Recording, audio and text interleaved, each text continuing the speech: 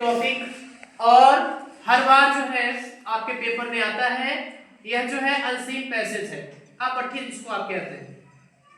और इसमें देखिए ये आपका पैराग्राफ दिया गया है, पैसेज दिया गया है और इसको पढ़ के आपको नीचे दिए गए क्वेश्चन का आंसर देना है।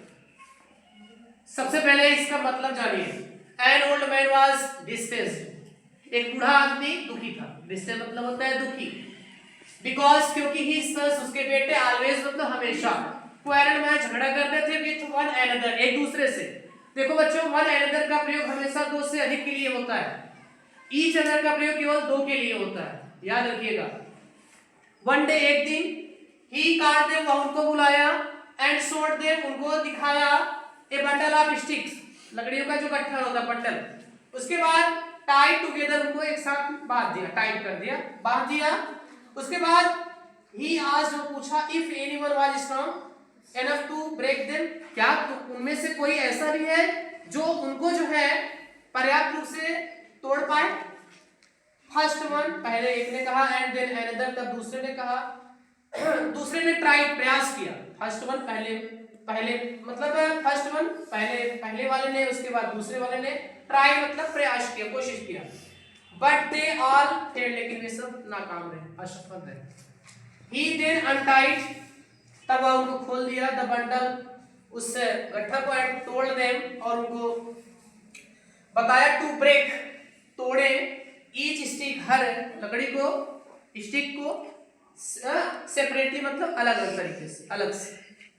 दे डिड दिस वे, ये किए, इजीली माने आसानी से, मतलब तोड़ दिए। एंड ऑल द स्टिक्स, और जो सारी लकड़ियां थी, स्टिक्स थी, वो वेयर शून ब्रोकन इनटू पीसेस, जल्द ही उनका टुकड़ा कर दिया गया। देखो ब्रोक इनटू मतलब होता है किसी चीज का टुकड़ा कर देना, ब्रेक इनटू से बना है, ये फ्रेजल वर्ब होता है। आगे देखिए, एंड ऑल द स्टिक्स, अच्छा ये हो गया। दस, इस प्रकार ही टॉट देम, और उनको सिखाया, दैट कि United they would be strong, मतलब जो एकता है उसमें उनको मजबूती मिलेगी, बल मिलेगी, शक्ति मिलेगी, ठीक है। But disunited they would always be weak, लेकिन जब एकता नहीं होगी उसमें वो लोग क्या हो जाएंगे, कमजोर हो जाएंगे। तो देखिए इसमें दिया गया है पहला question, an old man was distressed because, एक बूढ़ा आदमी जो था वो उदास था, दुखी था, बिकॉज क्योंकि, देखो बच्चों यहाँ है बिकॉज मिल रहा है आपको कि नहीं, क्यों दुखी था, यहाँ दिया गया his sons always quarrel with one another, क्योंकि जो उसके बेटे थे हमेशा एक दूसरे से नफरत करते थे। ये आपका पहला आंसर यहाँ मिला।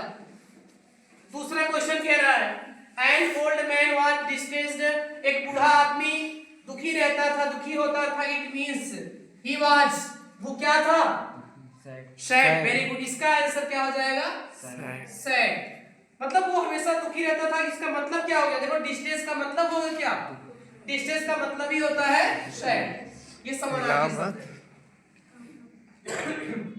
Which word in the passage in is opposite of weak, मतलब हाँ वेरी गुड, स्ट्रॉन्ग होगा, मतलब जो पैराग्राफ दिया गया है आपका ये वीक है। देखो वीक कहाँ है, आप खोजिए, वीक कहाँ है इसमें, देखो they would always be weak, यहाँ मिल गया आपको। और वीक का जो है आपको क्या खोजना है, अपोजिट खोजना है। तो वीक का अपोजिट क्या होता है बच्चों, स्ट्रॉन्ग, ये स्ट्रॉन्ग होता है, STRONG, ठीक है। इसको आप नोट डाउन कर लें, पैराग्राफ समझ भी लेंगे। ये इस टाइप का हमेशा आपके बोर्ड के पेपर में आता है, हमेशा पूछता है, हर बार आता है, पूछता है।